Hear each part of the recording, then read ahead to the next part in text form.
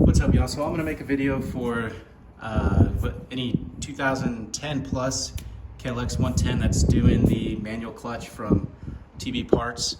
I've seen a few videos out there and they weren't the best videos, so I figured I'd do something else to help out anybody else that's I guess gonna do this to make it a little bit easier.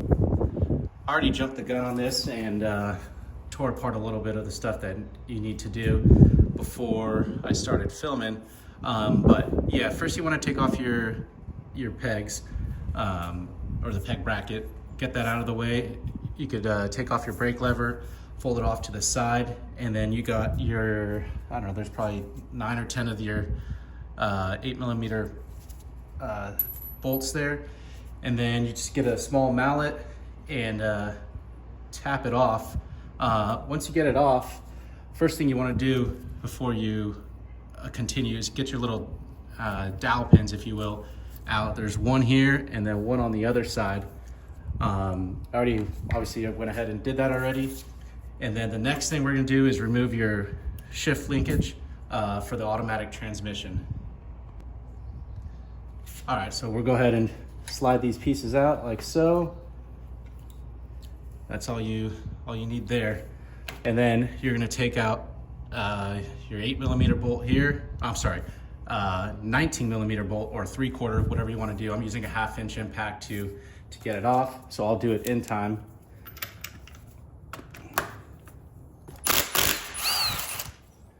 All right, pulls off like so. And then I guess you could take this, what do they call it? The centrifugal force? I don't know. I forgot the wording for it. And then lay it down.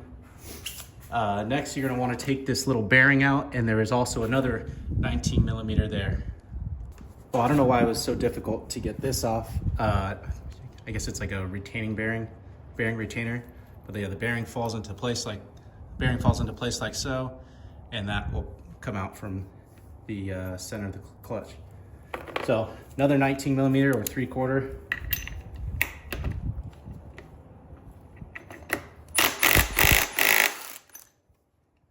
Pull right out, and then you're gonna grab both primary and centrifugal, whatever you want to call it, clutch at the same time, and they'll slide right out like slow.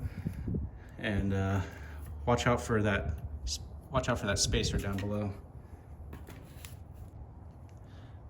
So now that we got the clutch out, you can go ahead and pull out your oil filter here. And just give it a good cleaning. This is the only time you can do this while you have the clutch cover off.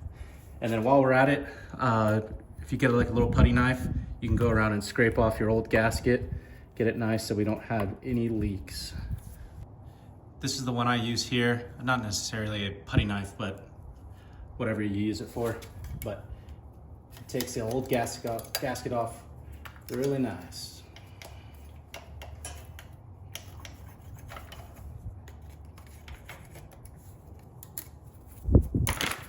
Once you got a majority of the seal off and you got bare metal showing, you could take a little bit of Scotch-Brite and some degreaser and just spray it on the Scotch-Brite, and then just give it a nice clean. Try not to get anything into the motor.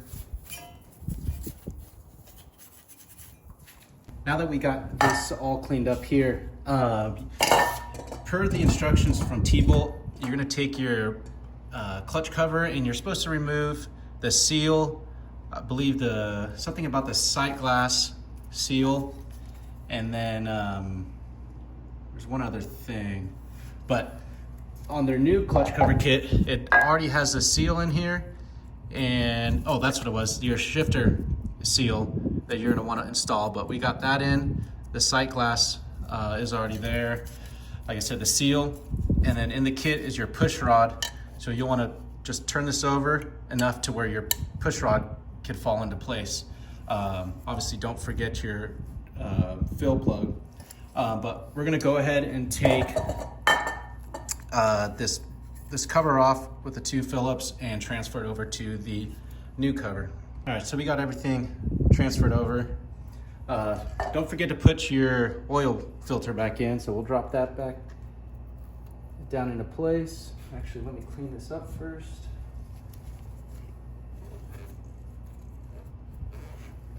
We'll put that back into place. You're gonna want to take your other portion of the clutch and try to get, you're gonna take this bearing out on the side here. Not sure how I'm gonna do that, but let me get back to you. All right, so these bearings will sit in here like so. Well, this was in here. I just grabbed a Phillips or a flathead from the other side, popped this out, and then this was still stuck in here. And then I just took a flathead and popped it out like so. Next, you're gonna grab both your clutches. You're gonna make sure they're lined up like so, and then they'll get sat back into place. But before we go to that step, Faster Minis, Factory Mini Bikes, all those websites, TB parts, they make a primary, well, I think this is primary clutch, or it doesn't have this whole housing here. It's a lot, it's just essentially just a shaft, if you will, and that's what will slide over that. Forgive me for not knowing the actual terms, and it'll eliminate all this weight here. I have it on my full mod. This is just a customer's bike, so this is all we're working with. But yeah, you're gonna line up the two gears like so and slide it into place till it drops into place like so. Once you get your clutches in place, you're gonna take your TB part spacer, you're gonna drop it down into position.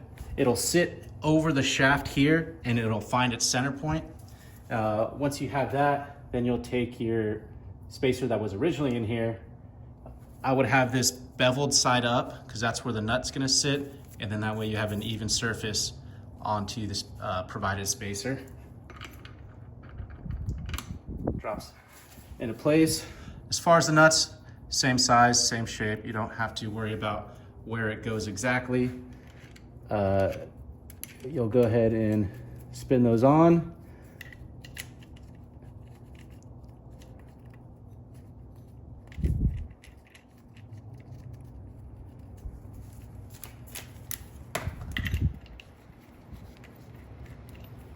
Then take your impact. I believe it's going to spin the tire, so you might want to hold the tire.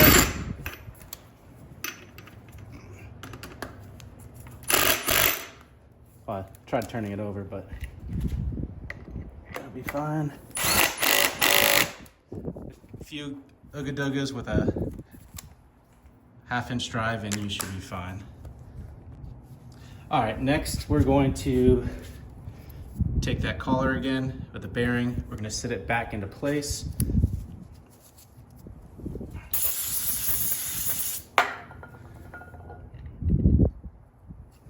Like so.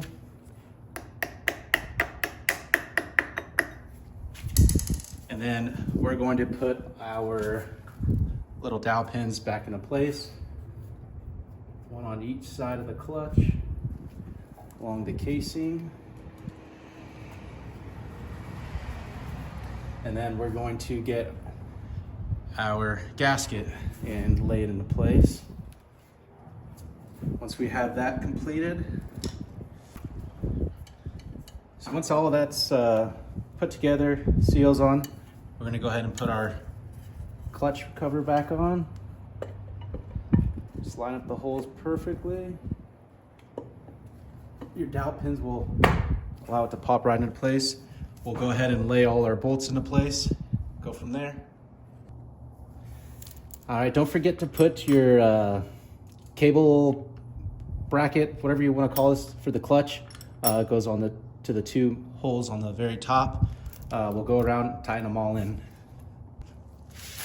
All right, now that we got everything buttoned up, you can put your brake lever on if you want to, or you can do that at the end, but you'll want to separate the two bolts, get into place. You could back this one up a little bit.